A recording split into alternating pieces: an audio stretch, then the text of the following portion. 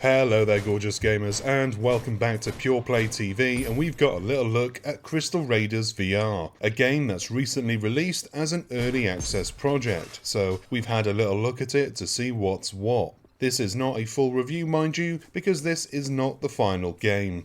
But let's have a gander, shall we? If this is your first introduction to Crystal Raiders VR from developer Nico, it's basically a co-op castle crawler that you can play solo or with up to 3 friends. It's early access, so there are plenty of rough edges that definitely need to be smoothed out, but it does have some good bones to build upon. Let's tear it down and see if we can build it back up. First of all, it has a colourful cartoony look that made me feel like I was running around inside a scaled down indie developed Zelda game. You can run, walk, jump, but there is no smooth turning. That obviously sucks, but the developer does say that it's coming soon. I played with the Quest 2 via virtual desktop, so I just turned in real life. It's also worth noting that there is no teleport option for those players who still like to use it. As for the story, I'm not really sure what the story is, to be honest. I do know there are currently 7 handcrafted levels full of crystal guardians, some pedestrian puzzles, and even a few traps. You can dispatch the crystal guardians with 4 different weapons, including a bow and arrow, a pistol, a hammer, and a grenade. Unfortunately, these weapons are where the game starts to fall apart. I tried the bow first because, as a VR gamer, I'm contractually obligated to use a bow if it's available. This was bad. The bow and arrow in Crystal Raiders VR is finicky, inaccurate, and overall a chore to use. After playing Death Unchained, the bar for archery gameplay is insanely high, and this doesn't even come close. The hammer works as one would expect, but it's not that fun to use, which is kind of a big deal. Sometimes I'd carry it around with my left hand while wielding a pistol in my right, but it was constantly bumping into things. It was frustrating and just not much fun. The grenade works well and can be used to blow holes in certain predetermined portions of the environments. If you don't have a grenade, the hammer works for this too. My biggest issue with the grenade is that it seems to be a one-time use weapon. Considering the bow and the pistol have infinite ammo, why would I ever choose a single-use grenade?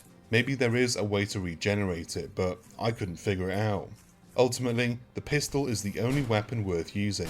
You never need to reload it, which is strange and honestly disappointing to me, but otherwise it handles like pistols usually do in VR. It's fairly accurate, but I did notice if I was firing on something too far away, there were no visual clues that the bullets were coming out at all. Not a big deal, but there's a lack of polish around the weapons and that's a bit concerning.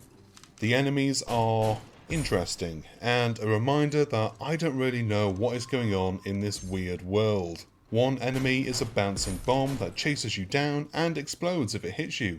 Another is a floating spiked mace that swings around when it gets close, and my personal favourite, a horned helmet that charges you like a pissed off ball.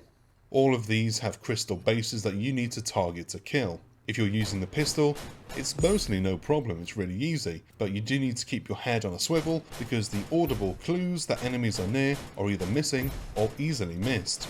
The levels are mostly fun to run around in, and they even have multiple routes and hidden areas to discover.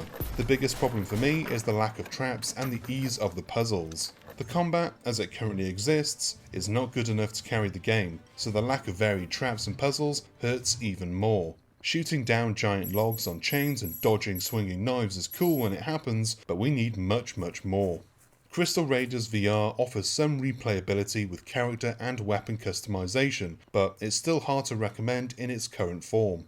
A game is always more fun with friends, and Crystal Raiders VR is no exception. None of my friends have the game, but I did play with a nice random guy named Ben, and it worked flawlessly. If you have a group of friends who like this type of game, there is fun to be had right now, but it really needs some help for the rest of us. The good news is that with some basic upgrades and improvements, Crystal Raiders VR could give us all that Zelda meets Indiana Jones mix that we didn't know we needed. And in VR. And that is the end of this video. Thank you for sticking around, you're a trooper. Stay around for a second longer by going down below, hit the like and subscribe buttons, drop a comment if you've got something nice to say, hit the bell icon so that you're notified whenever we've got new stuff. Go to the info box and you'll find our social media channels, website links, and are supporters links too, where you can support the team if you can. I've been Chris, you've been gorgeous, and I'll see you on the next one. Until then, bye bye.